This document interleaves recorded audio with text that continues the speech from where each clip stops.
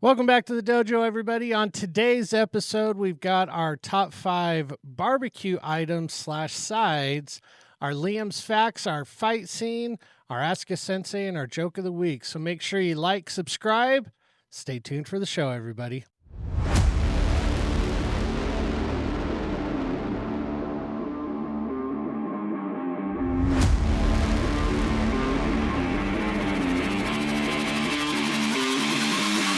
Welcome back to the dojo, everybody. This is True Talk with TruMotion, where a couple of guys talk about how to make the world a better place and hopefully make your day a little bit better in the process. My name is Mark, followed by my co-host Tony. What up? All right, let's get this show on the road. So, today we got our big barbecue that we've never done before at headquarters. So we're honestly tracking between like 160, 200 people there. No way. Yeah. Dude, that's going to be epic. So it should be fun. I went to the store and bought 200 hot dogs and buns and and a couple cases of soda. So hopefully it should be enough. Tyler's buying hamburgers, so if not, it's not like, we don't have enough sides. Well, or we can't just run and go grab some more. This is true. Yeah, we're not in the Sahara. Yeah. I always laugh at that because have you ever noticed that right before you go out of town? It's like, oh my God, did I forget anything? Yeah. Be like, if you did, we can go to the store and buy it. We can go to the store and get it. Like, it's not okay. that big of a deal. Yeah, we're not doing the Oregon Trail. Yeah. Where it's gone forever. Or, yeah, like, or like we're up at the retreat. It's like, okay, it's more of an inconvenience if you get something up there.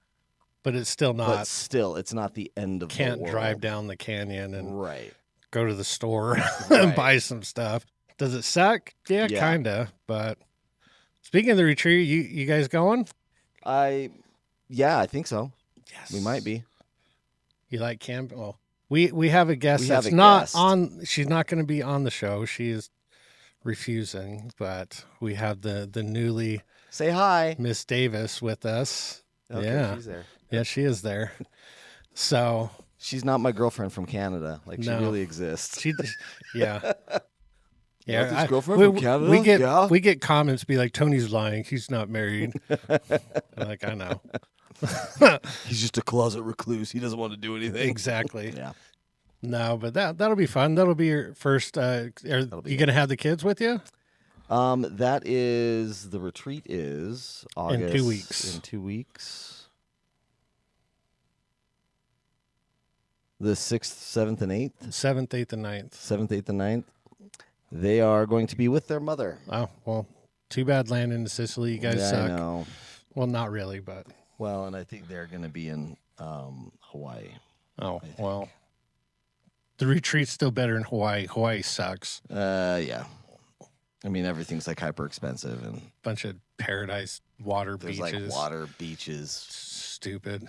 You get to see like sea turtles and dolphins and all sorts of other stuff. I mean, stupid. Yeah, dumb. Who would want to do that? Who wants to go and, relax and hear the ocean? It's funny because everybody comes here and they freak out about the Rocky Mountains and this and that. And I guess it's one of those like familiarity type things because I wake up and you're just like, half the time you don't even notice them. Yeah. And then I think, God, it was the other day I was driving home. I was heading east, and I was like, damn, there they are. They are, like, right in your face. My favorite was when Larry Boritz from New York came over. He's now in Florida, but and it was right after the tournament. We went to and it was when we were having the tournament at now it's at like the Mountain America Event Center down in Sandy. And we went to a restaurant that was, for everybody who helped out, right near that area, but it was more kind of almost up the canyon a little bit. I just remember him getting out of the car. Man, these things are huge. It's like they're going to fall right up on top of you. Yeah. I'm like, pretty far away from you, Larry. Like, your studio's in New York, like, in the city with the skyscrapers, like, and you're worried about these mountains falling on you. And none of those buildings are, Well, but there was a specific date where that did happen. Right? But, like there was a day. And guess what? It's his birthday. Oh, are you serious? Yeah, that's his birthday. No. Yep. Oh, dude, that sucks. Yeah. Well, anyways, but how's your week been? To me. Oh, I'm physically exhausted. My body's beat to crap. Really? We have been moving a lot. Moving all of the big items and stuff from the old house to the new one, moving out all of the other stuff that was in the basement that we needed to get out of there so we could have our stuff in there. So Thursday, basically just took that day and moved everything that we could out of the basement into a storage unit, and then went back over to my place and like loaded everything up. We started at like noon. We didn't get done until like 6 or 7, and then got up yesterday and then did a whole bunch of smaller things at the house.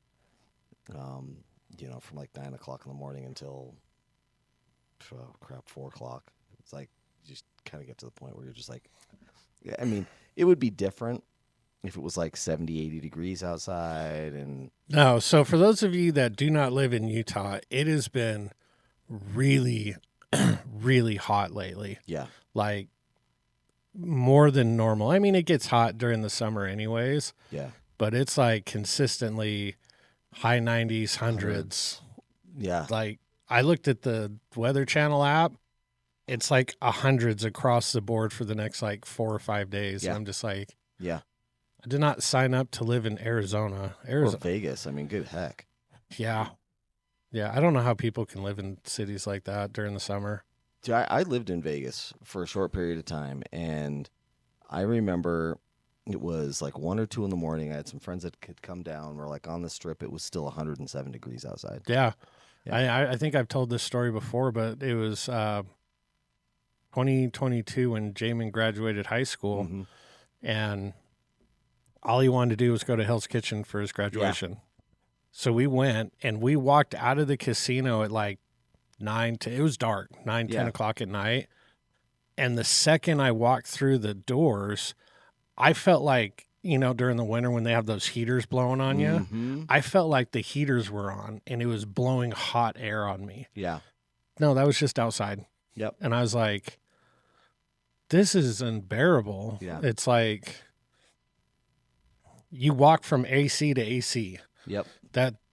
That's it. Like, I don't know how they get any outside work done during the summer. It's either at night or like super early in the morning. Oh yeah. Or like places where you're working, like for example, like any type of mechanic shop, tire shop, whatever.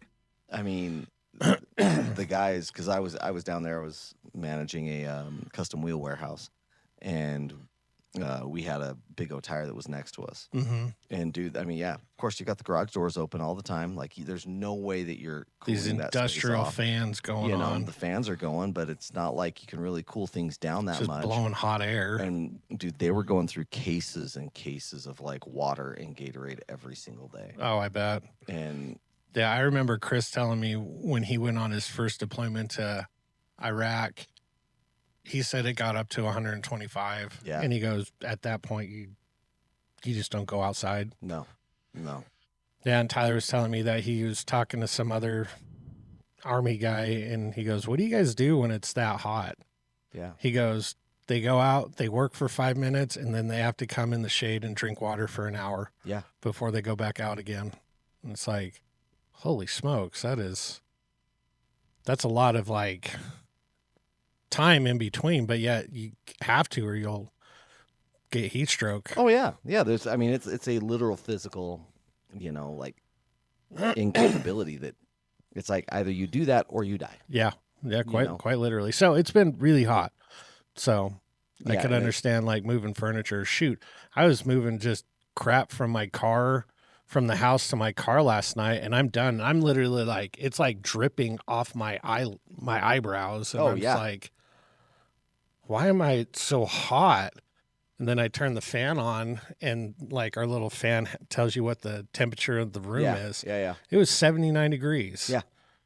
And we have our AC on, and it's still 79 degrees. And I was like, this is ungodly. Yeah. Dear Lord. It is one of the things that, again, when World Cup was going on, and because you get the battle between who has it hotter, England or America. Oh. And the English are coming over. They're like, this is unbearable. This is really hot. This is just like late spring, early summer. Like what? We haven't even begun to get hot yet. Yeah, I've fallen into like that rabbit hole of following the UK people come to the United States. Yep. And there's this one couple, they were just in Utah not long ago. It's like Jamie and something. It's this big muscly dude. Buff with guy. The beard. Yeah, with the Yeah, I love that couple. Was here? Yeah, they were here. Oh, that's awesome. Yeah. And they were talking about how they put out a weather warning in the UK when it was like 30 degrees Celsius or something like that. And he's all like, that's like a morning in most states in Utah, and people still do their thing. Yep. Yeah. Yep. It's going to be a great time this afternoon, but man, we are trying to find all sorts of ways to create as much shade as possible. Yeah. Like I brought over yesterday a sunshade that, you have to like tarp up, and right. I brought 3 canopies. Tyler's bringing canopies. He's got tarps that we're going to try to like string up all over the place. Right. Just to try to create as much shade as possible. Yeah. It's going to be hot. Yeah. Stupid hot. hot. Balls. Yeah. It's going to be ridiculous. Or if you listen to the Martine podcast, it's hotter than a $2 pistol. Yeah. Yeah. That was some of our ways to say hot. That was our favorite. Yep. It's hotter than a $2 pistol. Sweating more than a felon in front of a cop. That's a good one. I always like the, sweating like a whore in church. Sweating like a whore in church. Yeah, that's a good one. Yeah. Sweating like a gay kid eating a hot dog in front of his dad. I haven't heard that one. Yes, I have. I just haven't heard it in a long time. I have forgotten about that one. There you go. Yeah, there's a lot of them. So besides moving, everything else been going pretty typical week for you? I'm still married. So yeah. Hey, that's good. Hey, 3 weeks. Good job. 3 weeks. She still likes me. Yeah. It's always a good thing. Yeah.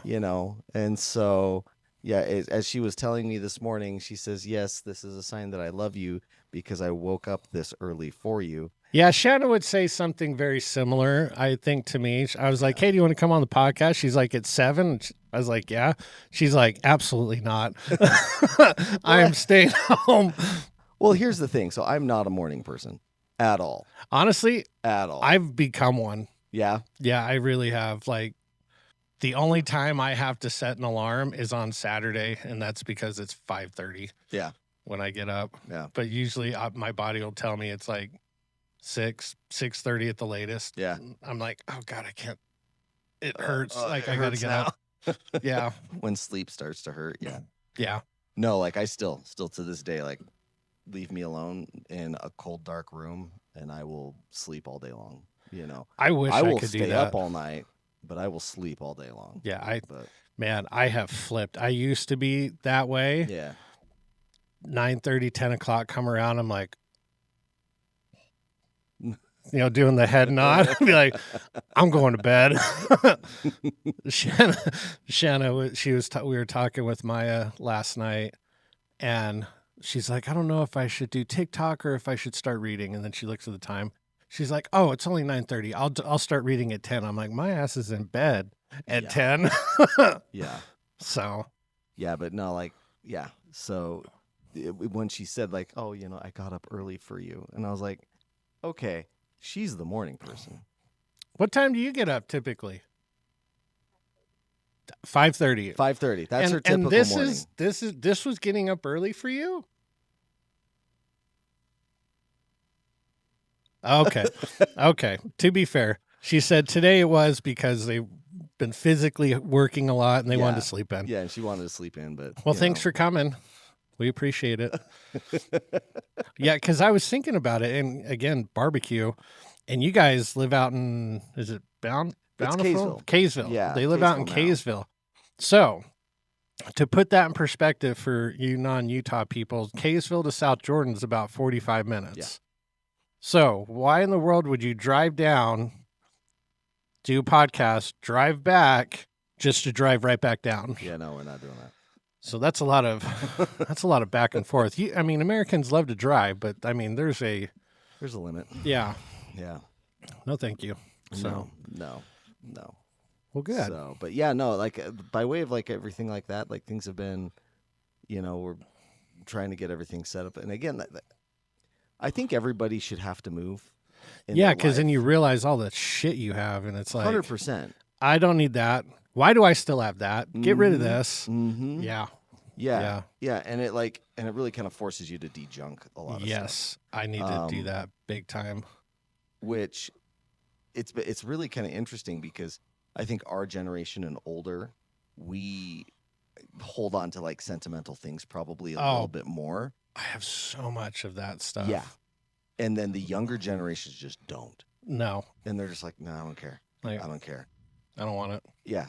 Yeah. And I'm like, when I say younger, I'm like talking even just like I have a younger brother. And of course, my parents saved everything that we did. And they of course, have this box of, keepsakes and everything else that you did. Like, this is a drawing you did when you were in first grade. Yeah. And my brother went through his box and threw about 90% of it away.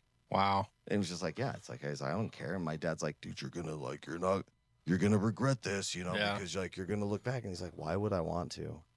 And it's a very interesting, like kind of mental perspective that, it's like we hold on to those keepsakes, those tchotchkes, whatever they are, so that we can, like activates that memory of like, where did this come from? Oh, this came from this one trip when we did this. And oh my gosh, it was so much fun. And, I had a great time. Whereas, if you didn't have that and didn't see it or whatever, would you remember it? Would it trigger those memories inside you? I don't know. But yeah, like this younger generation, they're just like, no, just get rid of it all. Yeah. And so, and I'm like, and I've even told, Cammie this, where I think I'm on the extreme end, where it's just like nothing means anything to me anymore. Really? Because, well, you're also a different scenario with you. Oh, totally different scenario. Because you lost everything. Yeah. Or like I would say 90% of everything. Yeah, twice. So, where it was like first the fire, then the divorce, and you're just like, it doesn't matter anymore. Like stuff is stuff. There are things that you're just like, yes, that's a utilitarian thing, and I'm going to keep a hold of that because I use that all the time. Yeah. Or something. Or it is something that's expensive. And you're just there's like, that. And it is something that you will use later on down the line, and you're just like, I just don't want to, deal with it. But yeah, like, having everything burn, literally losing all of that, and then just to rebuild, to lose it all again, I was like, all right.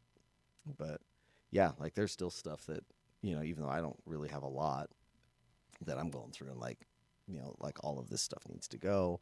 I don't even know why I have this anymore, But I think people need to do that. They need to go through all of their stuff and, do the Marie Kondo thing and like, does that bring you joy? And then just get rid of it if it doesn't. Yeah. Yeah, my mom and dad are like opposites of each other. My dad will keep everything. Yeah.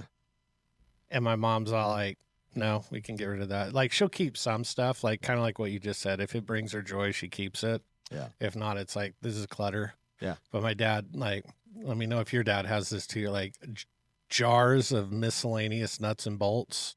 No, he doesn't have those. Oh, he has engines. Engines. Yeah. Yeah, he has like a 1970s date-coded Hemi, like in his garage. Wow. That if anybody's restoring like, 70s, Challenger, whatever. It's like, I got that. He's got one for you, Dang. He has like, of course he's big into, he's loves Star Trek, so he's got a lot of Star Trek memorabilia. Yeah, Trekkies. The DVDs, everything else, like old CRT, TV that's still downstairs. Wow. So when I was, of course, barely born and everything else, and before that, he ran a disco, and so he still has all of the 45s and LPs from that. Wow, that's pretty cool. So, oh yeah, like A side, B side, 45 singles and stuff like that he would do at the disco, and he still has all of the records. Which today, I mean, crap, for those vintage records and stuff like that, he's probably sitting on a small fortune. Yeah, get a pretty penny. For those younger generations, a disco is basically a nightclub. Yeah. So. Yeah. Yeah. Yeah. And I remember when I think I was a teenager or something like that, I asked him, I'm like, so what's your disco look like? And he looked at me and says, do you see Saturday Night Fever? And I'm like, yeah, with the lighted floor and everything else. He says, yeah, that. I was like, no way. Like, yeah, the light. Yeah, he says, oh, yeah, the lighted floor, everything else, yeah. Well, that's cool. Yeah. Nice. Well, Maya decided to create a little side hustle. What's she doing? Yeah, she created she still needs to actually do the paperwork and all that stuff. But she's making a side business called Simply Sorted, where she goes and organizes. No way. So if you don't like cleaning and organizing things, she freaking loves it. Right. She has her first paying gig today. She's getting $500. No way. Yeah. Dude, and someone's like, yeah, $500 done. Yeah. Shut up. Come in here. I keep trying to get her to organize our back area, but she won't do that. But she will for money. Yeah, I feed her all the time. She can throw us a bone. So, but yeah, good for her. I'll try to That's get. Awesome. Yeah, I'll get her Instagram and we'll start posting it and all that stuff. Dude, having somebody that has that organizational mindset. She loves it. Huge. Not only organizing, but kind of just like what we talked about. She's a impartial. Right. Like, hey, do you need this? Right. And we were talking about it, and I was like, well, before you do anything, obviously, you should talk to your people and be like, what do we do when we get to the point where we're out of space and you got more stuff? Right. She's like, how attached how attached to things are you? Yeah. Because she's like, I don't care. I will just throw it away. Right. Right. So I was like, okay, that's good. Yeah. Yeah, she loves organizing and all that stuff. Yeah. She's pretty good at it too. Yeah. Borderline obsessive, where it's like she's got to have all the labels pointed out and all that stuff. But well, I mean, there are some people out there who not even have to have all of that, but then everything has to be the same matching color. Yeah. And then we have to have multiple sets of that same color. Yep. And she's paying attention. Yeah. Oh, no, she is. Yeah. I got the look of death. Do we have a little bit of Sheldon in us? I can't have that bed frame because it doesn't match the decor. I don't think that's a her thing. I think that's a female thing, because Shanna's kind of the same way. I don't care if it matches. I've told the story about one Christmas break where we didn't go anywhere. And I'm like, oh, well, this door, it's been busted. I'll just change the door. And she goes, well, now you got to change all of them. I go, why? She goes, because now that door's different than all the other doors. And I was all like, son of a bitch. And a 2-hour project turned into a 2-week project. I was about to say. And that's the saying, yeah, home improvement and home renovation's great. It's the best 2-week project that lasted 2 years and cost $20,000 of your life. Yeah. Yeah, that's about right. And nothing in our house is standard. Yeah. Because it's old. Because it's old. Yeah.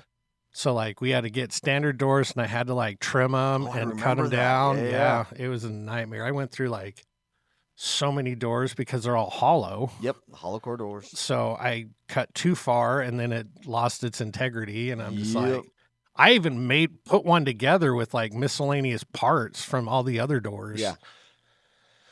Oh God. Yeah, don't do that again. No. So. No, you can't custom order those doors, but dang, yeah, that gets pricey. Yeah, and I'm not doing that. No.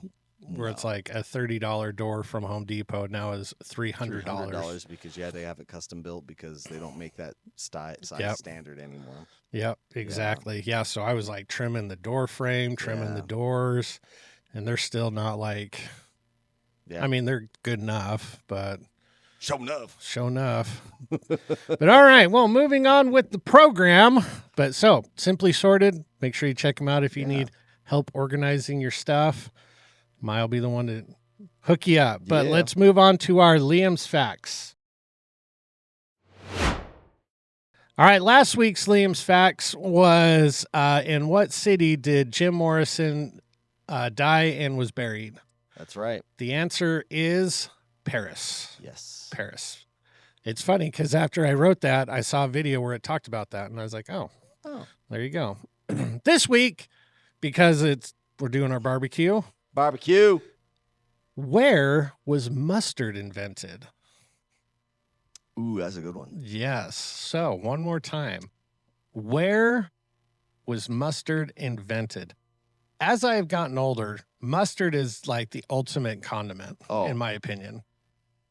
Well, the thing that's great about it is that there's all sorts of different types of mustard. Yes. Have you had horseradish mustard? Yes. I have some in the fridge. It's great. It's delicious. In fact, I think I'm going to bring it with me to the barbecue for hot dogs. You got horseradish mustard. You got the stone ground mustard. You've got your, of course, classic yellow French's mustard. Yeah, mustard. I like mustard. Yeah. And it's funny because Maya used to hate mustard. Mm-hmm. And the salad from Teppanyakis. Yeah. Mustard base. The mustard base salad. She had no idea. And she's like, oh my God, this salad's great. And I'm giggling. And she asked me, like, what's this salad dressing made out of? And they're like, oh, it's mustard base. She's like, and I was like, told you. Gotcha. Yeah. And she never liked mustard on her hot dogs. It was only ketchup. Now it's only mustard, maybe a little bit of ketchup. So yeah, back in the day, like again, when I was younger, I honestly think that your taste buds change over time. Oh, I agree. For sure. It's not like I'm going to say that I don't think they become desensitized. I think it actually is the other way around. I think they enhance. They get enhanced and your flavor palette grows. Yep. So that it's like, when you're a kid, you basically have, sweet, salty, fatty, done. Mm-hmm. Well, then as you grow older like that sweet profile widens, the salty profile widens, the fatty profile widens, and then you start adding the bitter profile into that as well. Yeah, I'm not a bitter person. Yeah, but you got to have something in there though, because if it's just, and I think that's kind of where, like, as the palate widens up, you're like, oh yeah, I see what this is. Yeah, vinegar is not considered a bitter, right? No, that's an acid. No, that's sour. Yeah. Yeah, I like sour. Yeah. So, but where was mustard invented? Tell us in the comments down below, or email us at TruTalkTuesday@gmail.com. And we'll see if you're right. If you even want to get more specific, name the time frame. Yeah. Too. But I'm just saying where. Yeah. So if you get where, great. But all right, let's move on to a word from our sponsor. Yeah. TruMotion in motion, let's go. Gear up, stand tall, feel the flow. Kicking it strong with the best of the best. Streetwear fresh, put your style to the test. Karate vibes, yeah, we bring that heat. From tees to hoodies, keep it sharp, keep it sleek. T-shirt or hoodie, we got both. Subs for the grind, focus on growth. Stickers and swag, let the world know you rep style. Now let's go. TruMotion merch, yeah, we level up. Style so sharp, got that warrior's touch. Reppin' that swag, flex it, wear it proud. Support TruTalks and wear it loud.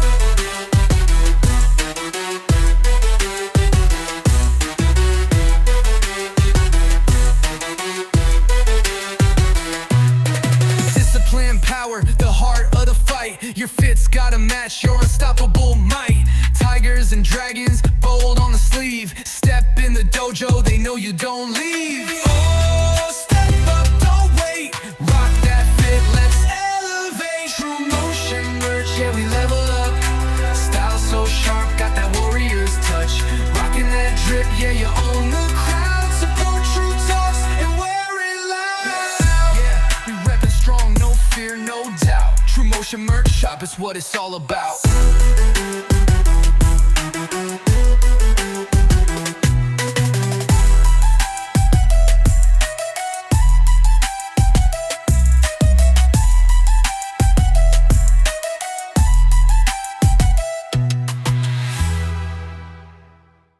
you, sponsor. Make sure you go on, subscribe, or not subscribe. Grab some stuff, grab some merch. Yes. Sponsor. We're still waiting on the good point, product placement. There you go. I was just enjoying a delicious beverage. Yeah. A Lando Norris Monster. It's a delicious beverage. I love very refreshing. Love that scene from Wayne's World where he's like, yes, it is a choice of the new generation. It is a choice of a new generation. That's such a great scene. But all right, moving on to our top 5. All right, now top 5, I said things, but they could be sides. They could be. Okay. But I did say things, and when I was writing my list, I was like, it's pretty generic. So I was like, if you want to do sides, you can do sides as well. Okay, so I started thinking about this, and when you said top 5 things at a barbecue, yes, meaning this is where it's going to be a gathering of people, stuff like that. Yes. So I was like, okay, if that's what it is, then kind of this is mine. But if that's you shift it just a little bit, what are the top 5 things for barbecue? Meaning the way that you're actually cooking the meat and everything else. Okay, we're not going to get into that deep. Because technically you just need fire. Well, and fire. And a grill. And fire, a heat source. And well, then at that point, is that grilling or is that barbecuing? Because barbecue is smoked meats. Smoked meat over a long period of time. That's true definition of a barbecue. Right. But yeah. Yeah, and that's one thing that's, again, I think here in, I'm going to dare say the U.S. in general, but I could be talking on my butt, but generally, definitely in the West. Yes. When people say barbecue, we typically mean we're going to grill something. Yes. It's not it's oh yeah, come over to the barbecue. It's what are you barbecuing? Brisket, pork shoulder, ribs? What you got? It's hamburgers and hot dogs. Yeah, that's not a barbecue. Yeah, that's what we think barbecue is, but technically a barbecue is Yeah, big cuts of meat smoked over a long period of time. Right. And it's an all-day event. Yeah. Not just 2 hours like ours. Not just a couple hours and we're good to go. So, number 1 again is your meat. Yeah. Meat of choice, right? Hamburgers, hot dogs, brats, anything like that. I like brats. Yeah. Brats are great. Yeah, I don't mind brats. There's this place called Don's Meats where it's just a butcher place here in Utah. Mm-hmm. And they have these jalapeno cheddar hot dogs, sausage links, whatever they are. Dude, those things are freaking amazing. On a bun with mustard. Yep. Done. Yeah, the cheese brats are done. Good. Yeah. Oh yeah, it's flat out amazing. Okay, so number 1, meat of choice. Yep. Okay. Now, the second thing after that would probably have to be a real potato salad. Now, and I've heard rumors. Now, I don't know. I've never had a potato salad where people put raisins in it. No, if they did, they'd not be allowed to come back. You don't get to come to the cookout. No. Yeah, no raisins should be allowed in anything. No. Now, again, because I like mustard, I'm a mustard-based potato salad guy. Yeah. Mustard-based, you got your eggs, you got the, chopped up dill pickles and everything else in there and everything else. I made a loaded potato salad over the 4th, and that was really good. Ooh, what's in a loaded potato salad? Well, think of a loaded baked potato. Right. But in the potato salad. Potato salad. That's sick. Yeah, so you bake your baked potatoes, you chop them up, put them in, put a splash of, white wine vinegar, apple cider, whatever vinegar, just right away. And then mayonnaise, and I substituted Greek yogurt for sour cream. Yeah. Mix it up, then, your cheese, bacon, chives, all that other stuff. That's it. Yeah, it was really good. That's freaking good. It was really good. Yeah. The other one and again, I like both versions, coleslaw. Coleslaw, okay. Yeah. I like coleslaw on a pulled pork sandwich. So good. Coleslaw by itself, it would be probably lower on my, out of the 3 majors. I call them the 3 majors, potato salad, mac salad, coleslaw. Mm-hmm. It would probably be number 3 out of those 3. Yeah. But like I like the contrast of like the crunch. Right. Yeah. Right. Yeah, and that's the thing that's great about it is that you can go with like your traditional. When I say traditional, I'm talking like historically traditional coleslaw, which is vinegar based. Yeah. Or then you can go with the mayonnaise based, later on. Both of them, I think, if you get it done well and they're seasoned correctly, are freaking fantastic. Yeah. Yes, pasta salad. Duh. Yeah. That's a great one. And then I have a problem with this. Like I will literally eat myself until my stomach explodes. Watermelon. Watermelon, yeah. Watermelon. It's good. Watermelon. We'll eat that until I'm like literally I will be dying. I saw a trend and I actually want to try it where people take a watermelon, they cut it in half and they make like a small hole in the center and then they freeze it. Then when they pull it after it's frozen, they pull it out, they pour heavy cream and they make watermelon ice cream. No way. Right in the watermelon. Right in the watermelon. Yeah. So when they're scooping it and stirring it, they're taking off shavings of the watermelon and they're mixing it into the heavy cream. That I was like, that doesn't seem that hard. That fat boy inside me just got really excited. Yeah, that looked really good. Yeah. Corn on the cob. Corn on the cob, yeah. I love corn anything. Yes. Corn anything is good. Yeah. I was going to make a corn dish, but then I'm like, I have so much crap I'm bringing anyways. It's like, I'm going to have to pass. I'll do that when I don't have to bring 200 hot dogs. Right. Yeah.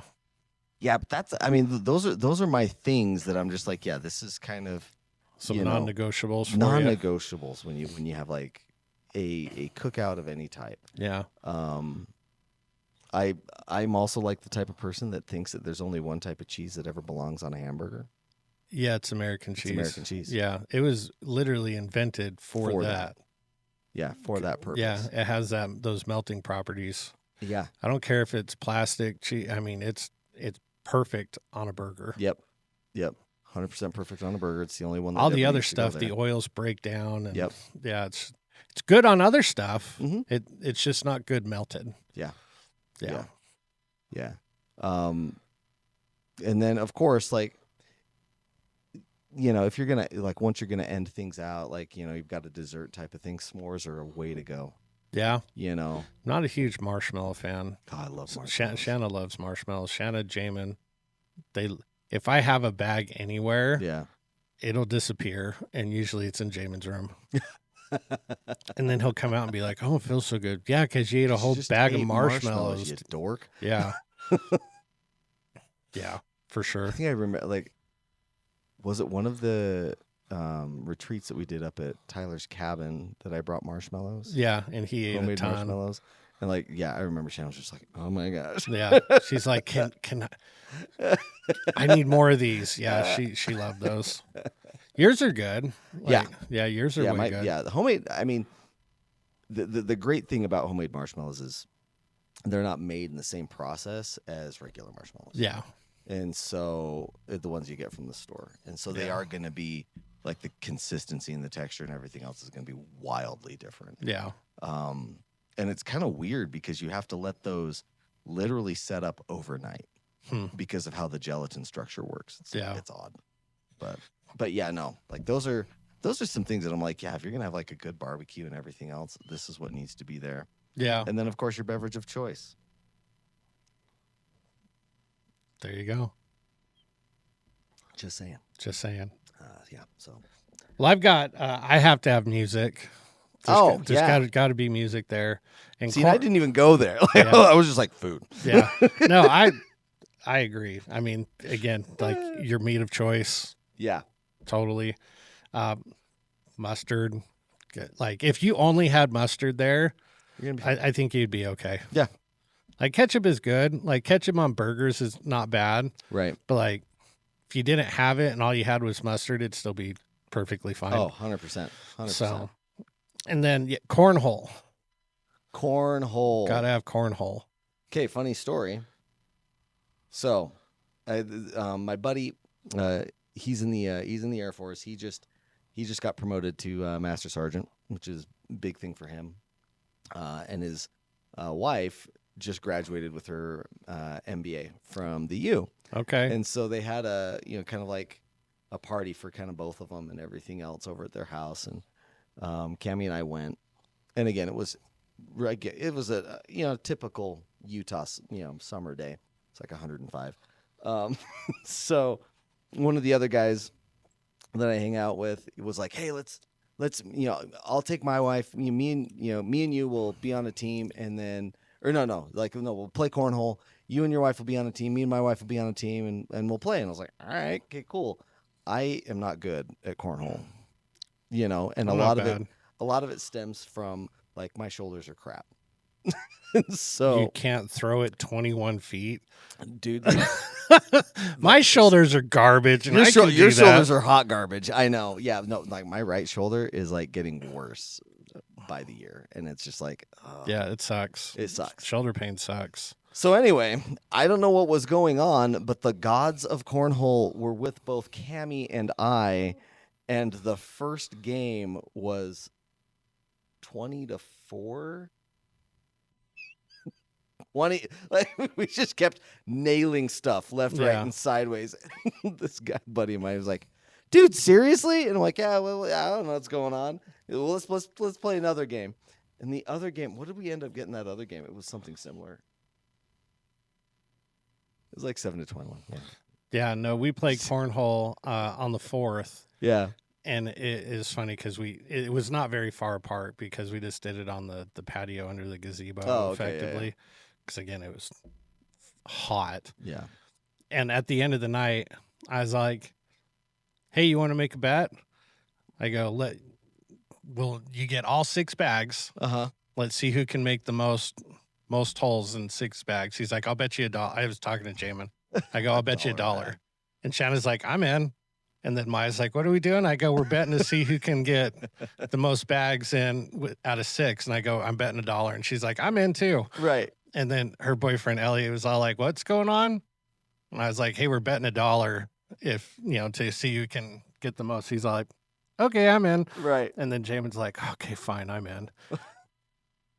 And like, we're going. And I don't know what happened, but like mine like slid halfway in and then stopped. And that would have like tied me for the lead. So I lost, but it was between Elliot and Jamin.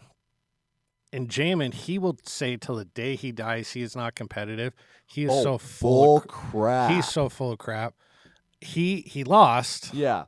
He proceeded to stay outside and practice for 2 hours. No. 2 more hours waiting for the next chance. we play cornhole again. And that's like, that reminds me of a story when we decided to play Mario Kart one Sunday because Maya brought over a Switch, or it was someone's Switch. It was either Jamin or Maya's we were playing. We're like, hey, let's play Mario Kart. And we just destroyed Jamin. He was pissed because he's the video game guy. Uh-huh. He was pissed. He practiced for hours a day. And then the next Sunday, he's like, "Hey, you guys want to play Mario Kart?" It's like, I don't know. I feel like I got a shot this time. Secretly, be like, "I'm going to kill all of you." And I think we still beat him or something. He was so mad. Needless to say, we really haven't played Mario Kart since. It's kind of like that one time, like you guys came over to my place and we played Uno. Yes. Oh, dude, and like Jamin, no joke, like poor kid is sitting there with like half the deck in his hand. It looked like a Chinese fan. Yeah. You know? He gets so mad. Oh, dude, he was hot. Yeah. We're not allowed to play Uno like as a family anymore because we were in Orlando one year. Right. And like we're playing in the hotel room. I think it was just me, Maya, and Jamin at the time. Right. And it was like draw 4, then draw 2, and it was like stacking.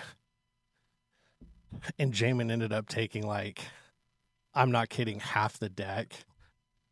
He got so pissed. He threw his cards on the ground. He's like, I'm leaving. And he left the hotel room. And we're like, what is he going to do? Walk back to Utah?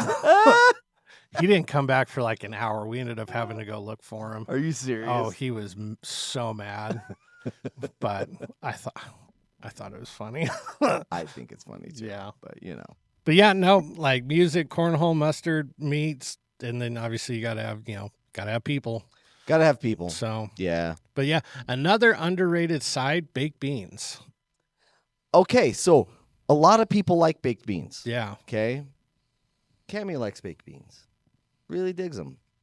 Not my thing. I made some baked beans over on the 4th, where you just take, your bushes. Right. And then I put I don't even know how much brown sugar. Yeah. And then like a little bit of whiskey. Okay. And then obviously I put it in the smoker with the jalapeno poppers, put them in the smoker, smoked it all out and this and that. So you still had a little bit of that like whiskey flavor, but that was like the best thing everybody was talking about. And I was like, really? Like that I just made up. Like I was like, that was an afterthought. I was like, I wonder what it would taste like if you put like a shot of whiskey in it. You're like, this whiskey is not smooth. Yeah. I'm gonna put it in baked beans. Yeah. It's so smooth. Smooth. Yeah, exactly. Yeah, that probably like poppers, jalapeno poppers. Yeah. I make some damn good ones. Yeah. So I like those too. Yeah. And that's more for like, again, and I do know that there's different types of barbecue and stuff like that. Yeah, the poppers would not be for this afternoon's barbecue. Right. Because you have to smoke those suckers for at least an hour. Yeah. But I'm also a sucker for like freaking salsa. Chips and salsa. Salsa? Yeah. Done. You're talking Shanna's language. Oh, man. If that's all you had was chips and salsa, she'd be a happy camper. Dude. Yeah, like, so I make homemade carnitas meat, like the pulled pork stuff for tacos. And like, seriously, if the barbecue was like carnitas, chips, and salsa, everything else goes out the window. Like, I don't care. I don't have to have potato salad. I don't have to have any of that. You have chips, salsa, and carnitas. I'm done. Like, yes, Shanna's a sides person. Oh yeah, she loves sides. Like I could just make the main dish and be okay. Yeah, but she's like, what are we having? What else are we having? What are the sides? And I'm like, so last week I made like taco bowls, and I was like, I just got chips and salsa for the side. She's like, that's okay, and I was like, I kind of figured. Yeah. So. Yeah. So there's this guy that I've been kind of watching on YouTube. I like it because he's kind of funny. His name's Arnie Tex, and he's from the. Bless you. Excuse me. Kind of from the Tex-Mex area of Texas, right? Okay. Hispanic guy though, totally awesome. So he was making this because I've never made a green salsa with like tomatillos and jalapenos, serranos, and cilantro, and that type of stuff. And so he's on there, and it's like, oh, yeah, like, this is what I make for, when I was at the restaurant, stuff like that. And this is how I make my, green salsa. I was like, okay, I want to try making that. And we were having a birthday party for Cammy's dad. And I, made the carnitas meat and everything else. I'm like, I want a green salsa, so I want to try this. So I made it. Bro. Dude, it was amazing. Nice. And it's like it's good when people not only go back for seconds and thirds, but they don't even take a plate. They just stand there with the bag of chips over the bowl of salsa. Yeah. They're like, dude. Yeah. Chips and salsa. There you go. Yeah. But let us know what are must-haves for your barbecue. Probably different depending on the area you live in. So 100%. I'd like to know what other people's must-haves are when it comes to barbecue. But moving on to our Ask a Sensei. All right, this week's slang. It's kind of slang, but it's Texas jargon. Speaking of barbecue, yes. You could arguably say that that is where barbecue was kind of popularized. Yeah, well, you've got several different areas. Yeah, so you got your St. Carolinas, Louis, you've got Carolina. Yeah, but when most Kansas people City. think barbecue, they think kind of Texas. Yeah, I do. Yeah. Yeah. So these are, and let's see how many of these you've actually used. Okay. These are for acceptable. So if things are acceptable, they might say, It's better than a poke in the eye with a sharp stick. I've said that. Yeah. Yeah. Yep. I have said that too. Or it's close enough for government work. I say that all the time. Yep. Yep. Because someone does work for the man. Yeah. Another one is, I could sit still for that. I haven't said that one. Okay. You can't beat that with a stick. I say that one all the time. Yep. Okay, now these are boastful. So like if you're being boastful. Okay. He can strut sitting down. No. That's definitely a Texas thing. That is, yeah. He's all hat and no cattle. I've heard that one all the time. I've never actually used it because I like. Yeah. I'm like, Yeah. It's like, but I've heard that one all the time. What is going on with my phone? He Chamber of Commerce did. Yeah, I've never heard that. No. Another one. This is for dishonest. Okay. Okay. He's on a first name basis with the bottom of the deck. No. I like it though. Yeah. He's so crooked that if he swallowed a nail, he'd spit it out. Spit up a corkscrew. Okay. That's a visual for you. God, some of these you have to kind of like read it and then be like, what are they trying to say? That last one reminded me of, okay, so great show, Grumpy Old Men. Yeah. You know. Kid swallows a quarter. And Burgess Meredith is like, kids swallow quarters all the time. That's when they crap out 2 dimes and a nickel that you got to start worrying. Yes. Like, okay, he's so crooked you can't tell from his tracks if he's coming or going. yes, I've heard that one. Yeah. Yeah.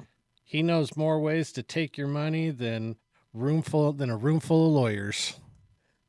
Oh, ain't that the truth? Yeah.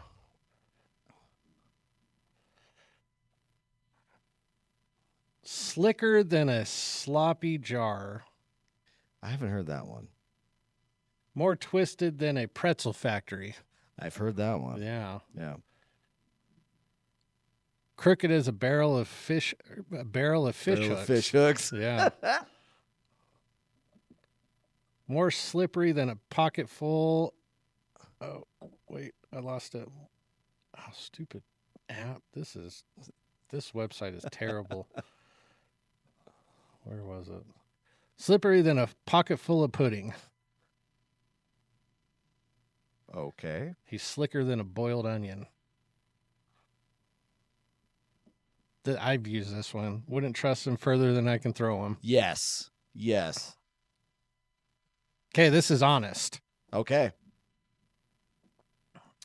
If that ain't a fact, God's a possum. No. No. Yeah, that doesn't make it. No, that makes. Yeah. Okay. You can take that to the bank. Yep. Yep. Yep. You can hang your hat on it. Yep. It's funny. You almost want to say it with like a Texas accent. A little bit of twang. A little in there. bit of twang. Yeah, you gotta have some twang. You can bet the farm on it. You bet the farm. Yeah. Yep. He's so honest. He could shoot crap with him, or he could shoot craps with him over the phone. Oh, okay. Yeah. Shoot the craps with him over the phone. If I say he's a hen drip snuff, you can look under her wings. So for the what? Show enough. That doesn't make any sense. It's a chicken reference. Yeah, let's just skip that one. All right, this is brave. Brave as the first man who ate an oyster. You know, there's so many things out there that I seriously have to ask, how hungry were you when you decided, I'm going to eat that? My great aunt loves oysters. No, I get it. Yeah. But It's like let's crack open the shell in this slimy.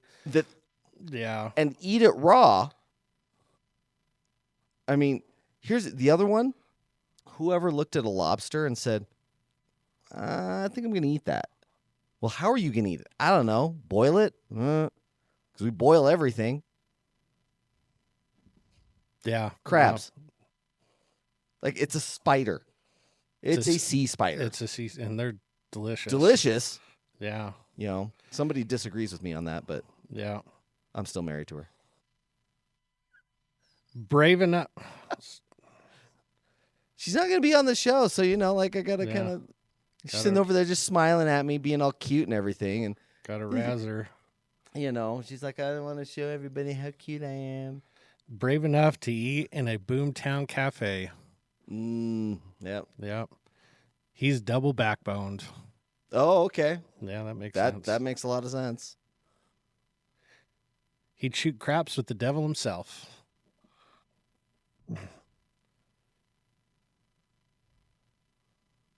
She'd charge hell with a bucket of water. That's pretty funny. That's pretty good. This is argumentative or mad. She could start a fight with an empty house. That's funny. There's I mean, you can just say that phrase and a person instantly pops into your head. Yep. Oh, yeah. Know? She'd start a fight with an empty house. I'm going to start using that all the time. He'd argue with the wooden Indian. I mean, sometimes you can always win those because what are they going to say back? He's the only hell his mama ever raised. He's got his tail up. Oh, it's like a cat thing. Yeah. Stupid cats. I don't like I'm not cats. a cat fan. I'm Just not FYI. Not a cat person. No. She's in a horn tossing mood. That could be taken a couple of different ways. Yeah. What's that look for? What are you looking at? She's so contrary, she floats upstream. Yes. And again, you know, there are people that we know that like, you know, oh, okay. He'll tell you how the cow ate the cabbage. I don't get that one either. No. Because cows, I don't know, do cows eat cabbage? Yeah, I guess. My favorite one is, and you could insert he or she, but this says she. She could start a fight with an empty house. Dude, that one is epic. That one's great. That one's great. That one is funny. All right, one more little set. We'll say dry. This is dry. Okay. Because it is dry here. It is ridiculously dry. And we're draining, you know, reservoirs and everything else. Yeah. So dry the birds are building their nests with barbed wire. Yep. So dry the catfish are carrying out canteens. So dry the trees are bribing the dogs. Yeah. Please pee on me. Yep. Yeah. So dry my duck don't know how to swim. Yeah. It's been dry so long we only get a 1/4 inch of rain during Noah's flood. All right. So dry I'm spitting cotton. Yes. Yeah. Cottonmouth is the worst. Dude, it's so bad. Dry as a powder house. I mean, it is bad. If there were only something out there that would be able to help you get rid of that cottonmouth. Yeah. It's crazy. There was only something. I'm just saying. I agree. This one's funny. Drier than a popcorn fart. So, that is our Texas slang for the day. I will give one more. And okay. This is, again, along the lines of barbecue. Okay. What's the Texas crutch? I have no idea. It's barbecue-based. So Texas crutch. Yeah, actually cooking barbecue. That's how you cook barbecue? Mm-hmm. It is a method of cooking barbecue. The Texas crutch. Is that where it's like at an angle? Mm-mm. It's aluminum foil. Oh. Yeah. So when you're slow cooking, barbecuing, everything else, you generally stick like and I'm going to go brisket base right now. You can do this for ribs. You can do this for pork shoulder. You can do it for anything like that. Okay. So we stick the brisket in, and you've got your rub. Now, I'm a Central Texas rub guy, which is just 50-50 salt and pepper, 1-to-1. Okay. It's all I use because I want the smoke and the meat to really impart the flavor on a brisket. I don't want anything else. So as you're smoking it and everything else, waiting for it to come up to temp, watching the temp curves and everything else, if you're like, crap, this is taking longer than it needs to, what you would normally do is wrap it in butcher paper and continue the cook so that way you can really kind of keep a lot of that moisture and stuff in there, plus the fat and everything else it's rendering will then, it soaks the paper, which then stays on the meat and everything else and keeps it going longer. Well, it doesn't trap heat at all. So the Texas crutch is that you take aluminum foil and you wrap whatever it is you're cooking around it, and it speeds up the time considerably. Okay. And so, yeah, it's a Texas crutch. What's the difference between Iron Man and Foil Man or Aluminum Man? One is like a description and the other one is a command. No, one stops crime, one foils their plans. Oh, my gosh. Yeah. That's a good one. Hey, it's not even the joke section. Look at that. The joke section. But moving on to our next question. All right, what's our next question? Okay, so with again, here in Utah, it's, Pioneer Day and everything else, which is just another kind of like an excuse for people to take the day off. An excuse for people to take the day off, and I'm totally okay with that. Again, if you've got a purpose behind it, to spend time, which I did not. That's why I was at the dojo yesterday. Oh, it's like Shanna was working, so I was like, I guess I'll go to work too. Go to work today too. So with that said, like on summer holidays and stuff like that, what's the best thing that you like to do as with family and stuff like that? Honestly, it's kind of like what we do every Sunday. Like we just make some food and hang out and play games. Right. So, I mean, unfortunately, it's so hot right now that everything's kind of inside based. Mm-hmm. Like if it was nicer weather, like going outside, playing, like cornhole outside, there was a phase where Shanna's like, let's go on a hike. And everybody's like, oh, God. Right. All right, Mom wants to go on a hike. Let's go on a hike. But now she doesn't really want to go on hikes anymore. Well, it's so freaking hot. Yeah. So, but now, honestly, it's like, it's funny because we don't need like holidays as a reason to get together. Okay. Fortunately, with our family. Right. Very fortunate. I'm very fortunate to have that with us. So it's like every Sunday, it's like another Sunday for us. Like with the 4th, we went to the Murray Parade. Then we came home. We just kind of hung out inside. I started making food, and then everybody came over later that afternoon for food. Right. We had food. We hung out. We talk. We play some games, and we just kind of hang out. I mean, that's about it. If there were like, there's like a movie we want to see, maybe we'll go to the movies. Mm-hmm. But yeah, it's kind of like any other Sunday for us, to be quite honest with you. So, yeah. Do you get the feeling that type of like family connection and family unit is kind of slowly going away? Yeah.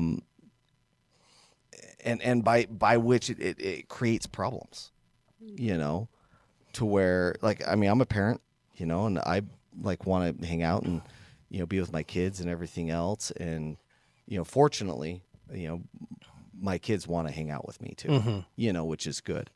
But, I see examples of like people with their families and stuff like that they just, it's almost like the kids get together with the parents and everything else, and they're supposed to have this great, moment together. But everybody's so awkward with each other because it's nothing that they've really grown up doing mm-hmm. with each other in a very healthy, like, Yeah. communication type of way.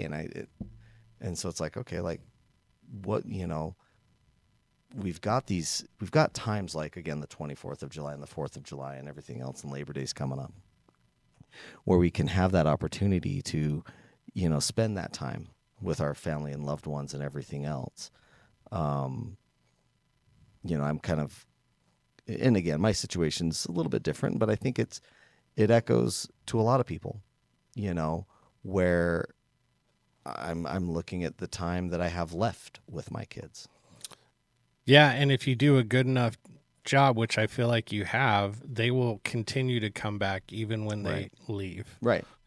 Yeah. Well, and again, like, and I kind of look at that, and then I kind of introspectively look at myself, and I'm like, okay, my parents are getting older. Yeah. Okay, cool. It's like, so how many years do you think that your parents are going to still stay alive?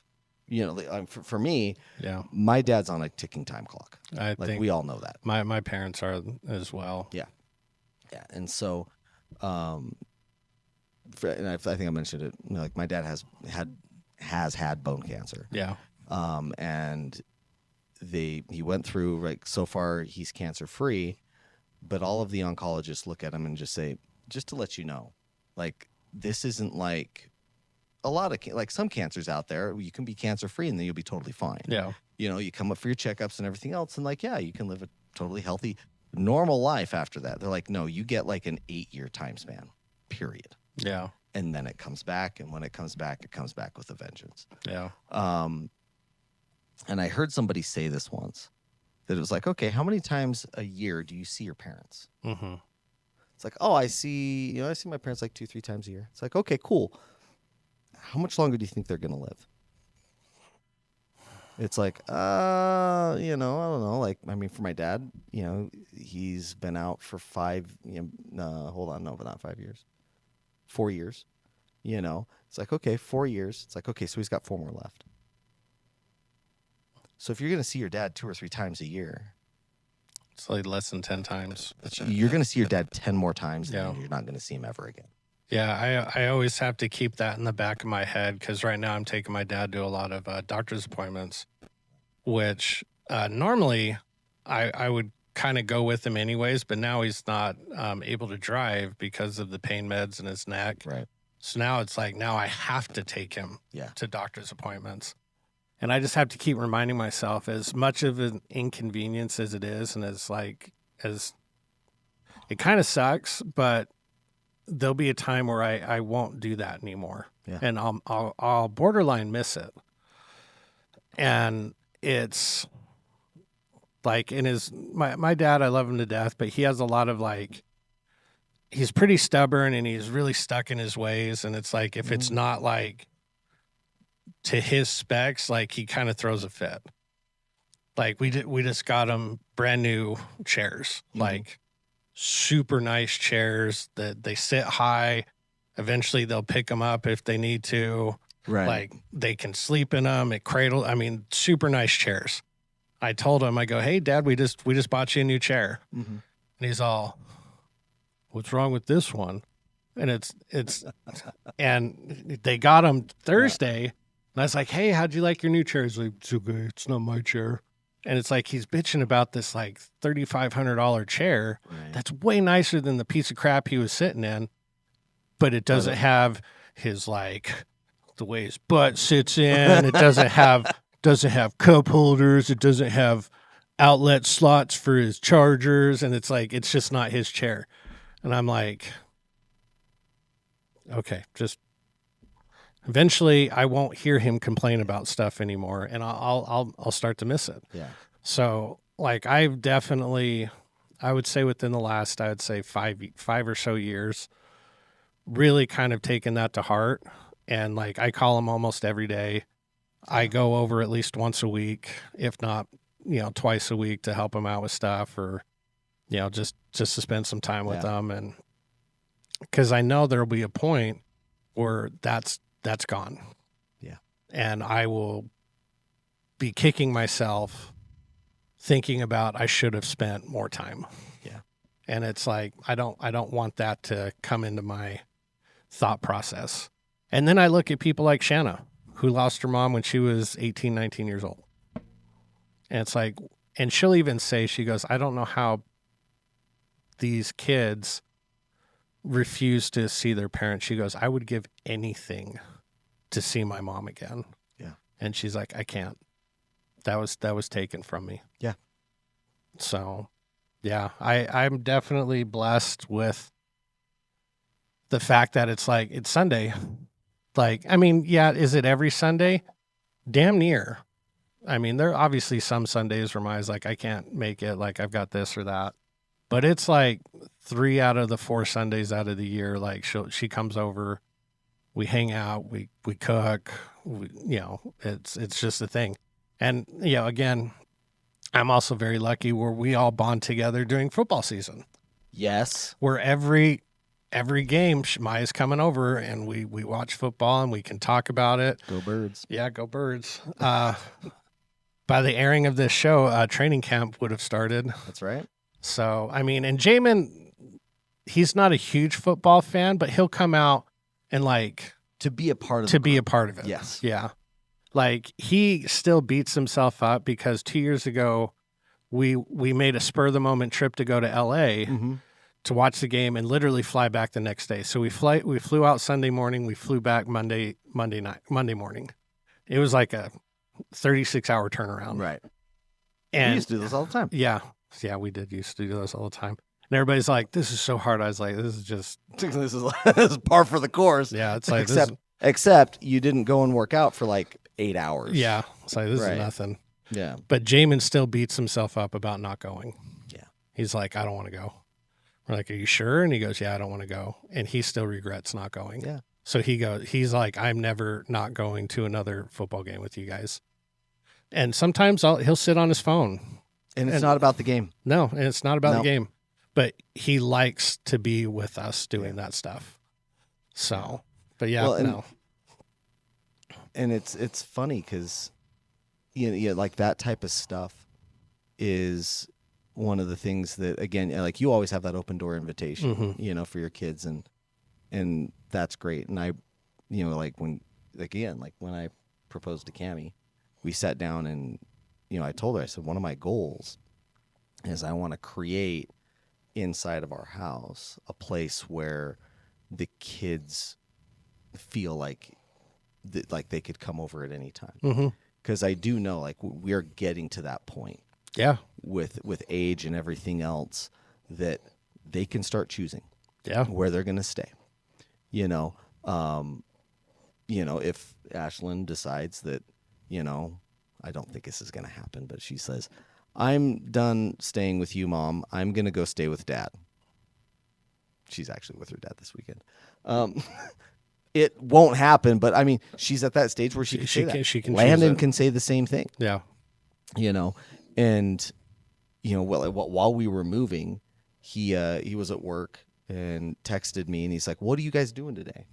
And I'm like, "Dude, I'm just like moving big stuff out of the house and we're lifting heavy crap and doing all this other stuff." Cool, can I come over? Yeah. I was like, "To move stuff?" Yeah. He just wants to be a part. Okay. And I'm like, "Well, this is what we're doing." And I've got the text because it kind of hold on a minute. Where was it?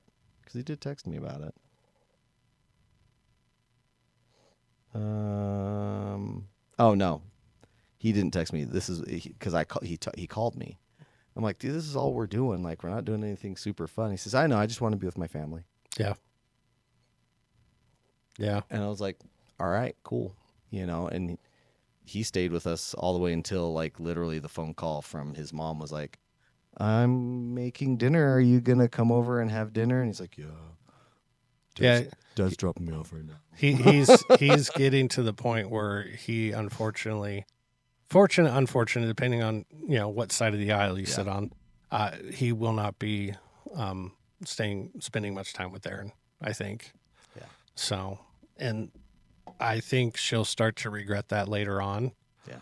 I hope he doesn't just shut the door on her, I don't think he will. I don't think he will. But it will be different. Yeah. It'll be very different. Yeah. The reason why I don't think he will is because there's so much of a drive in him for the love and affection from his mom. Yeah. He's just that way. Yeah. So. And so. Yeah. Cherish the people around you and spend more time with them. Yep. But moving on to our next question. This one is not quite as deep as the last one. It is, are you a hamburger or hot dog person? Oh, shoot. Do I have to choose one? For the sake of argument, yes. Like, could you have both? Yeah, of course. I'm not going to be like, you can only have one. It's not Highlander. There can only be one. Yeah. Okay.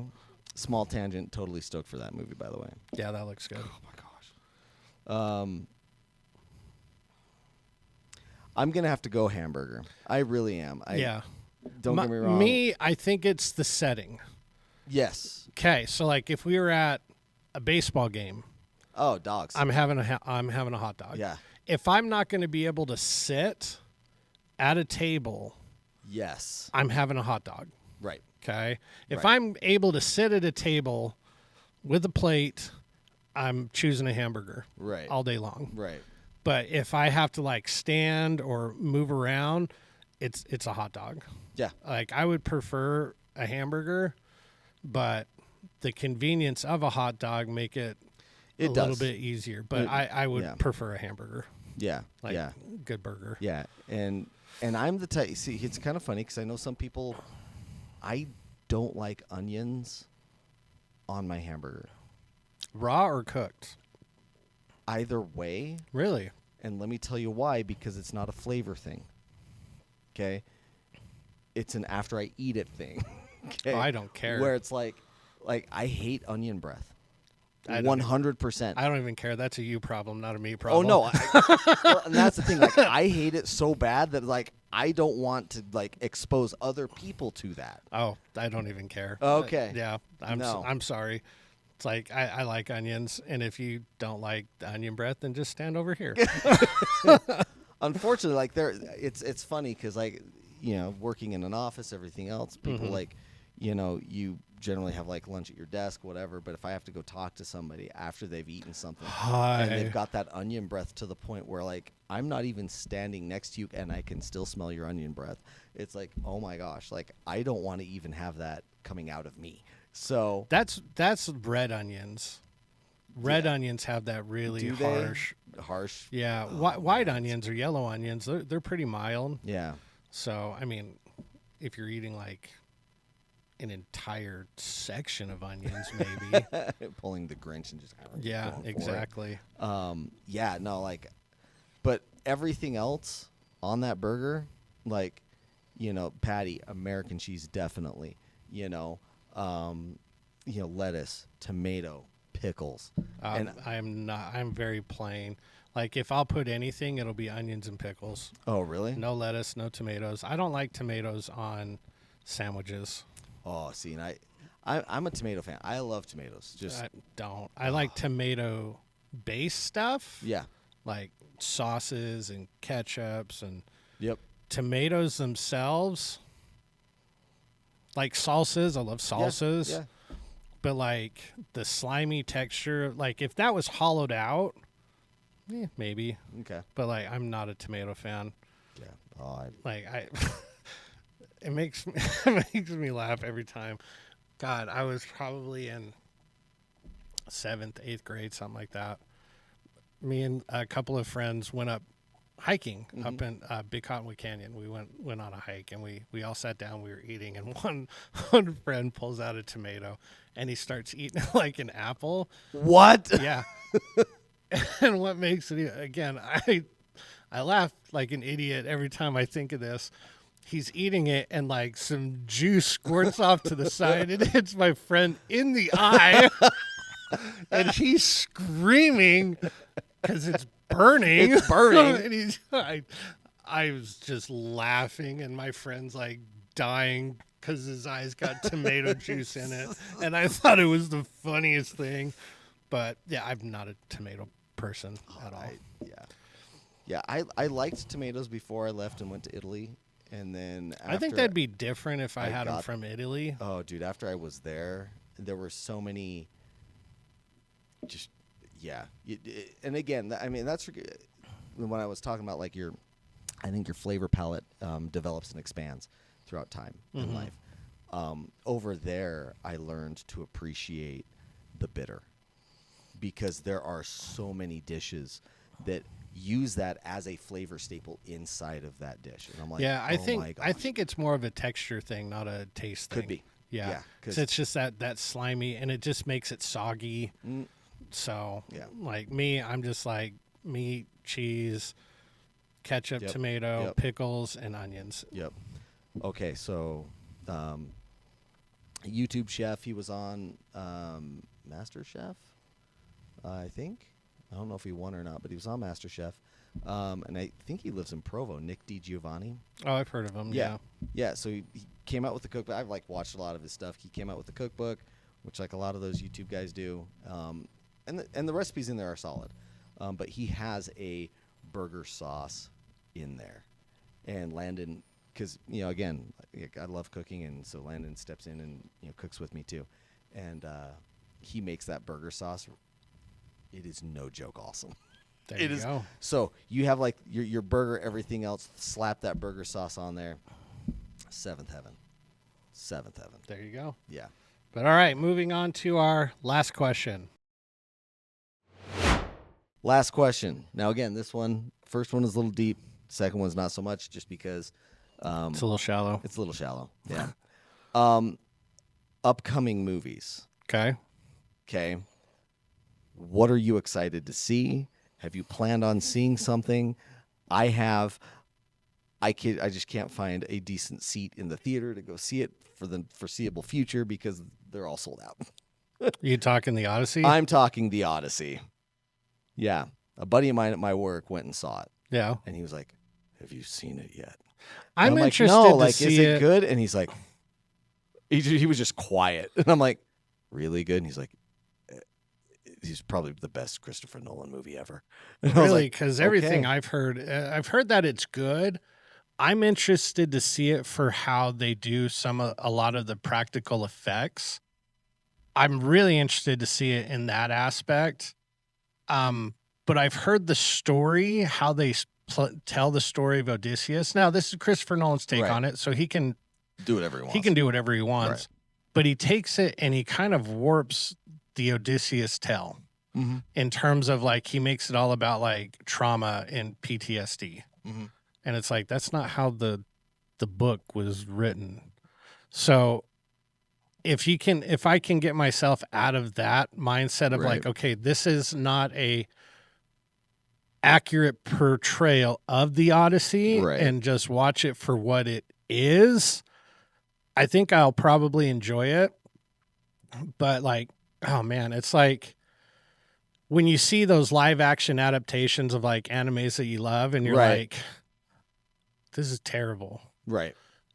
I fear that that's going to be me with the Odyssey, even though, again, Christopher Nolan can make whatever adaptation of whatever story he wants because it's his version of his vision. So that's my biggest thing is I don't think they accurately portray what the true story of Odysseus should be. And it, makes him this war-torn PTSD traumatized. See, that's a different take. I haven't heard that yet. Yeah. So when you watch it, tell me if that's what it actually is. Right. Because that's what I've heard. Again, third party, have not seen it. Yeah. And I'm like, God, if that's how it is, I don't really want to watch it. There's okay, you've got the character Agamemnon. Yeah.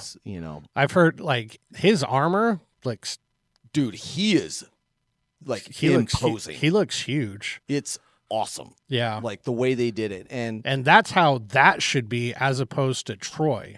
Troy's Agamemnon, not imposing. No. He was an old man. Right. Yeah. Agamemnon was just he's just this. Yeah, I've seen the armor and the helmet, and I'm helm and damn. And I did watch this one explanation of the helm and the plumage that's on there because, again, Odysseus, his plumage is red, but Agamemnon is black. And the reason why it's black is because it's made from his daughter's hair. The same daughter he had to sacrifice to get safe passage to Troy. Oh. And so it does kind of call back to, Agamemnon carrying that loss and that guilt. And he's constant. And that's why he's got his daughter's, hair in the plumage and stuff like that. I was like, oh, that is a deep character, trait that you're just like, okay, we're going to bring this out into this. Yeah. Really kind of like show you, how this person is going through this struggle. And, but yeah, no, a buddy of mine went and he was like, dude, he says, it's beautiful. It's gorgeous. It's 11 out of 10. I don't in 1 second doubt that it's not very well shot. Yeah. Not at all. Yeah. I just can't get over the storytelling, which sounds crazy because he's an excellent storyteller. I mean, dude, he took something that we all learned in history books and made it into like a 3-hour movie that I was willing to sit through. Yeah. I mean, Oppenheimer. Yeah. We all learn about okay, it's a nuclear bomb. Okay, we have everybody knows blah, the blah, outcome, blah. just like everybody knows the outcome of this story. Yeah, Dunkirk. Yeah. Everybody knows it, but Dunkirk was just okay. I wasn't a huge fan of Dunkirk, but still, I mean, the way he tells those stories, and you're just like I already know this. When I heard that he was going to do the Odyssey, I was like, really? Like, come on. Yeah, and again,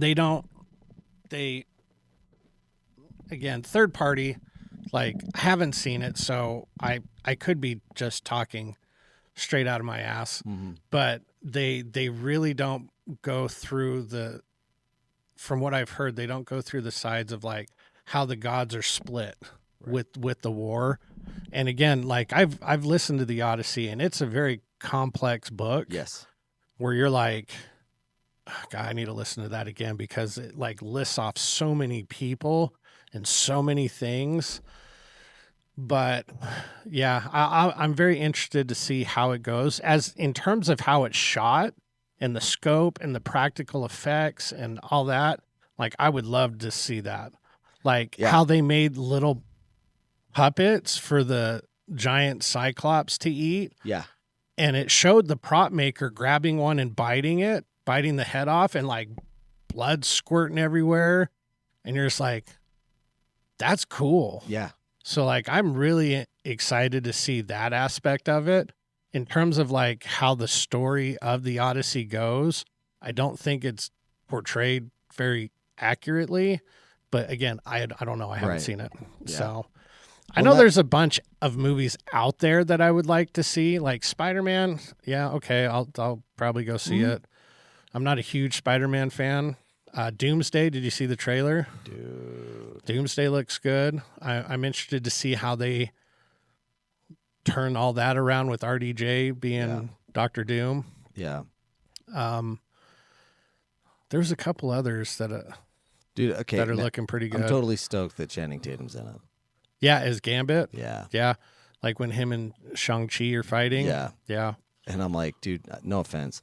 Shang-Chi, you ain't got a chance in hell. No. Yeah.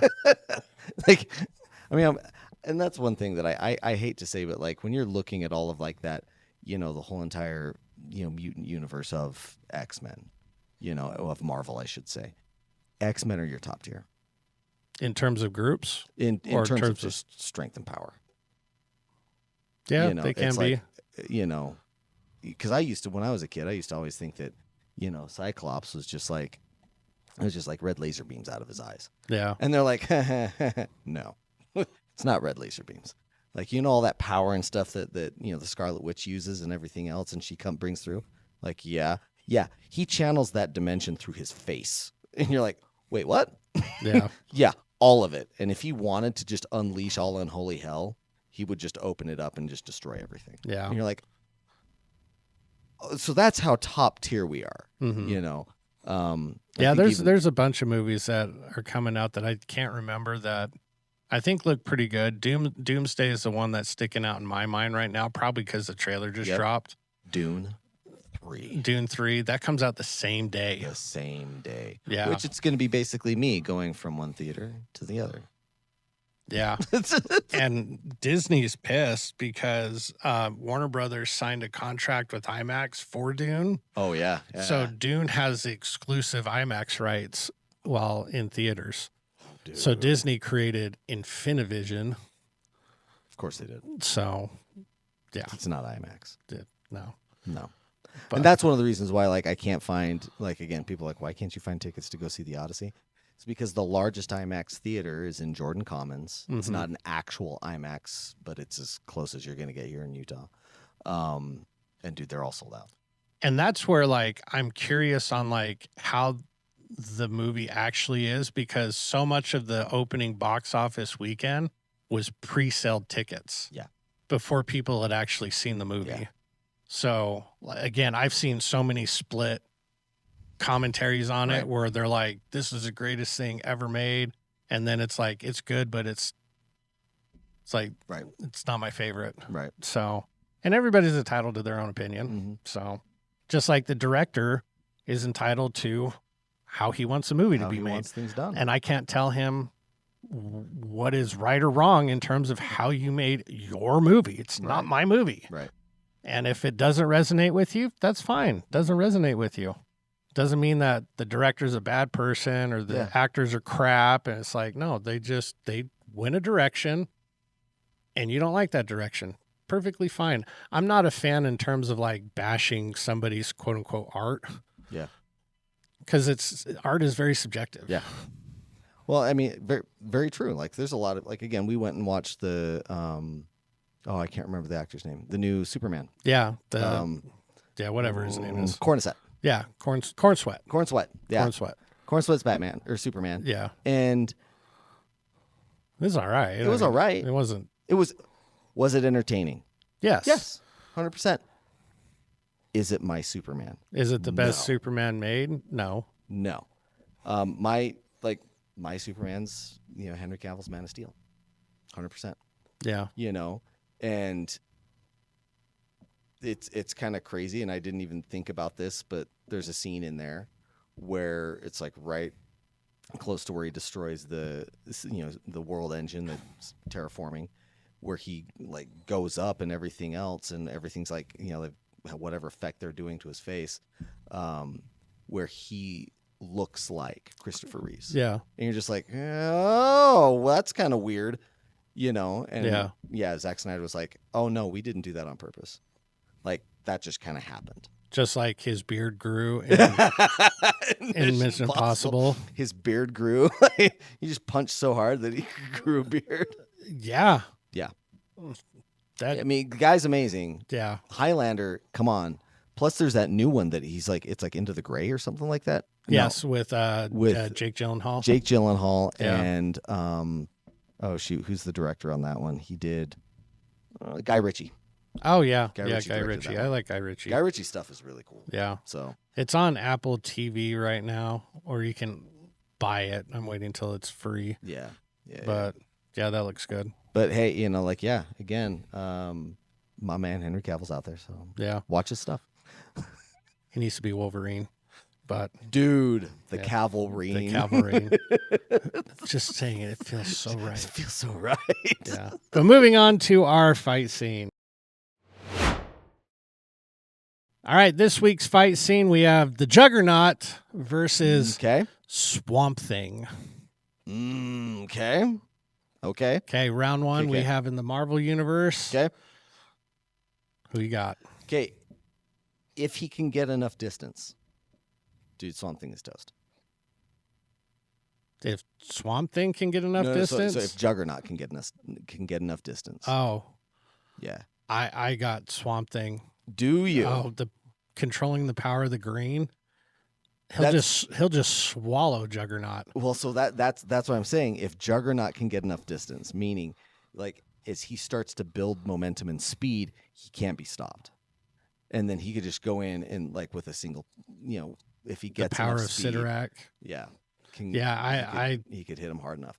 If he's stuck and he can't get enough momentum and stuff behind him, I would give it to Swamp Thing. That's why I'm saying like I even think that even if he does start to like build momentum, man, Swamp Thing can just put up wall after wall and vine after vine and evade him long enough, and then Swamp Thing is actually super powerful. Yeah. And he's big too. So, I mean, he could match him size for size. So, I definitely think Swamp Thing would take him. So, all right, 1-1. Yeah. Okay, round 2 in the DC universe. In the swamp? In the swamp. Dude, he's dead. Yeah. Juggernaut's dead. Not even close. No, like grab. Done. Yeah. It's like, oh, that was supposed to be hard. Yeah. I think people sorely underestimate the Swamp Thing. Yeah. Like big time. Yeah. Man, I wish they'd make a good Swamp Thing show. They tried to make one in that when they had the DC EU TV show. Yes. So it was okay. Yeah, it was just all right. All right, so now round 3, in a cage, just their physical. Dude, this one's tough because again, you get a little bit of momentum built up and everything else. But again, Swamp Thing's huge, but Swamp Thing doesn't got he doesn't have the green. Any of the green with him. Yeah, so, I've got Juggernaut. Yeah, destroying Swamp Thing. I don't think it would be totally destroying because because again, Swamp Thing on his own, is tough and everything else. But I do think Juggernaut would win. Yeah, the fact that we take away the power of the green. Yeah, that's a deciding factor. Yeah, for sure. Yeah. So you've got Juggernaut winning 2-1. I got Swamp Thing winning 2-1. All right, let us know who you think would win, and let's move on to our joke of the week. All right, what do you got for a joke? Oh, dude, I had a whole bunch of good ones, and I was telling them to Cammie, and she would look at me and be like, "What?" Yeah, that's how Shanna feels about mine. What do you take when your butt hurts? Oh, dude, I don't know. Aspirin.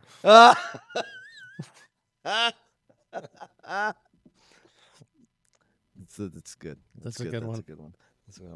I'm gonna find the ones that I have in here. Dude, they were stupid funny ones. Or how many ADHD people does it take to screw in a light bulb? Do you want to go make a sandwich? Yeah, you want to go ride some bikes? You want to go ride some bikes? None, because they won't do it. Right? Oh, I had some in here that were like wife-based, and I don't know. Did I tell you the 3 rings of marriage? Oh, yeah, yes. Let us learn of the 3 rings of marriage, Mark. You have your engagement ring. Fair, yes, very much. Your wedding ring. Oh, yeah, that one too. And then your suffering.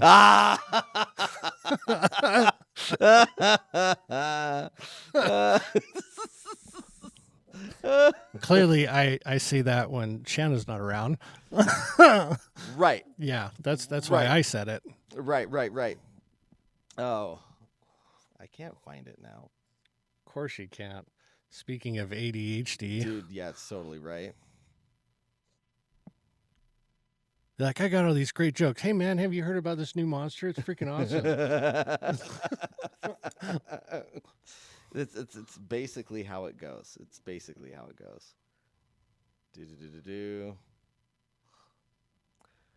I'm writing a book about reverse psychology.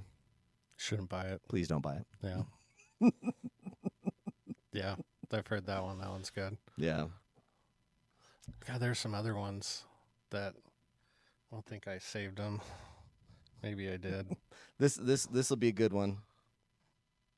My friend Tony told me not to say his name backwards. Why not? Why not? Yeah. That's a good one. Okay, this is a guy talking to a therapist.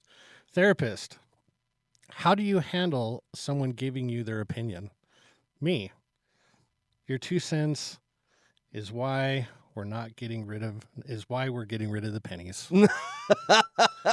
Therapist, no. I'm like, oh. Then the asteroid one. That's a good. I don't know why we never did that. You know, it's not good to read maps backwards because it's spam. It is spam. Yeah. But those are some jokes for this week. Let us know your favorite one. And moving on with our shout-outs.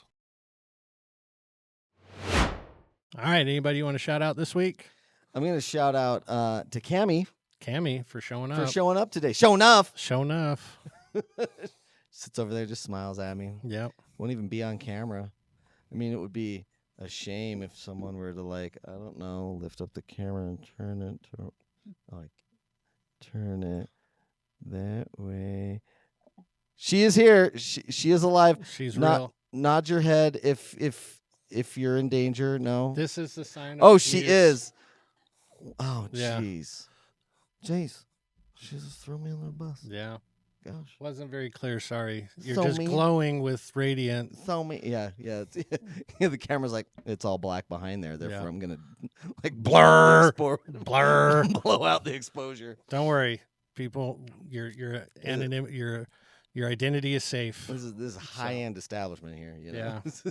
But I want to shout out all the people that came to the barbecue and like participated and had some fun with us. It'll be a lot of fun. I'm excited to see how it goes. So, But all right, moving on to our final thoughts. All right, any final thoughts you want to leave the people with? Yeah, just final thoughts, you know, with the barbecue and everything else, spending time with family. And I do understand that there's some families out there that you're just like, yeah, I could spend time with them, but, you know, the environment around them is so toxic and everything else. Yeah. I get that. You know, if extended family and stuff like that's the case, that I get it. Just tighten but then your guess circle. what? You've got other people that you can, you know, bring together. Yeah. You know, if you've got your own personal family, like, okay, well, like, what's toxic about that family? Well, yeah, we do. They blah, blah, blah, blah. It's like, okay, fine. Don't do those things. Yeah. Yeah. I had a conversation with a student earlier and I was like, hey, how's it going? Like, and she was talking about going to the barbecue. I was like, who you bringing? She's like, nobody. My family sucks. And I was like, what? And it's like, why would you say that? It's like they're giving you a home. They're allowing you to do this. Like, you have all these great things in your life and you say your family sucks. Yeah. Like, I have a hard time with that. So your family doesn't suck. Mm-mm. Now, you may not agree and like everything that they do. That's okay. Yeah. They can do that. It's not you. Yeah.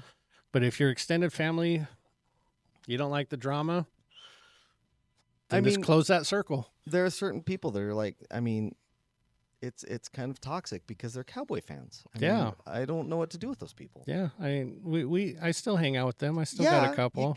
I mean, it's kind of like... I pity them. It's like a Make-A-Wish Foundation. Yeah. You know, you're just like, okay, well, I mean, you don't have any friends. Yeah. So I guess I'll be your friend. I'll be that Make-A-Wish for you. Yeah, we'll make sure we show you love and appreciation. I mean, some people actually buy tickets to go see the games. I mean, I don't get it. Star on their helmets, their rating. I guess. So, yeah. Oh, dang it. I am using that one. Yeah. The star on the helmets, their rating. Yeah. That is right. Oh, that's good. Hey, if we didn't have Cowboys fans, who could we tease? You know, I mean, really, we'd tease the commies and the Giants. I mean, even the Browns. I mean, come on. I saw a tweet because LeBron James signed with the Sixers. He just did. I'm like, dude, which I freaking hate. I'm not a fan of that at all. But it says, even before the football season started, the city of Cleveland is already losing. I was like, that's funny. Oh, but thanks for kicking it with us this week, you guys, and we will see you next week. Peace.